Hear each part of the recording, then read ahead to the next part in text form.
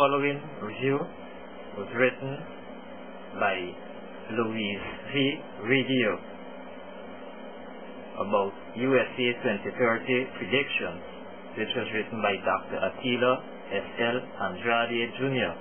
and published by Astomari Publishers, 2007. USA 2030 predictions is a remarkable effort in futurology aimed at the United States.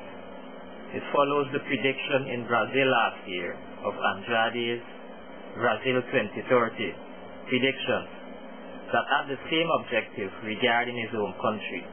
But unlike that book, USA 2030 Predictions is not a translation from the Portuguese. The author wrote it in English.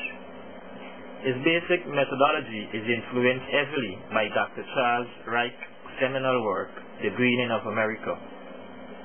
He also frequently cites such distinguished thinkers as Max Weber, Alvin Toffler, and Samuel P. Huntington. Yet while Andrade is highly erudite and familiar with America, Americans, and Europe, the book's analysis strongly reflects his Brazilian roots. For example, while acknowledging the Calvinist Protestant war ethic, he maintains that the Western America have succeeded because of their disregard for religion and religious principles. Progress through freedom from religion, as it were.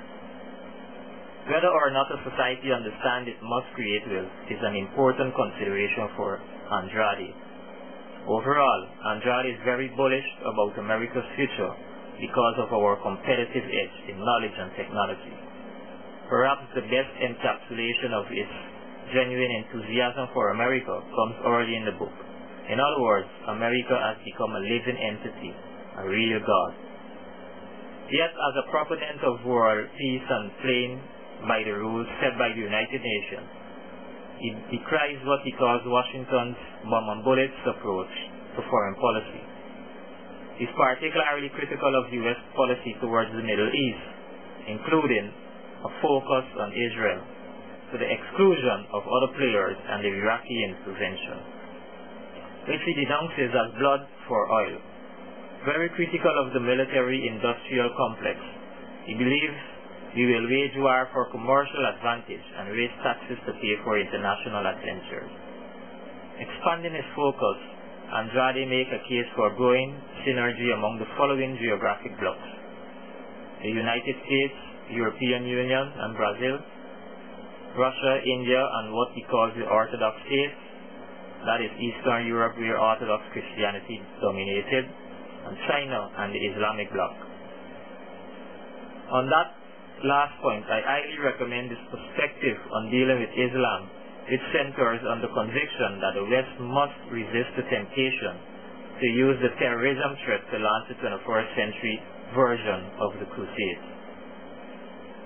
Generally upbeat about China's economic growth, Andrade speculates that it may stumble at some point, requiring Washington to step in with a massive Marshall Plan.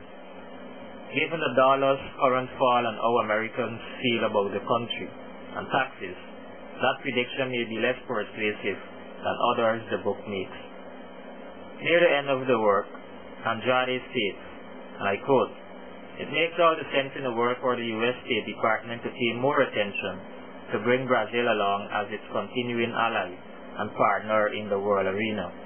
Toward that end, and to give Brazilians and others a better appreciation of America's society and its complexities, we need far more foreign service posts in thinly staffed countries like Brazil and considerably expanded and funded public diplomacy efforts.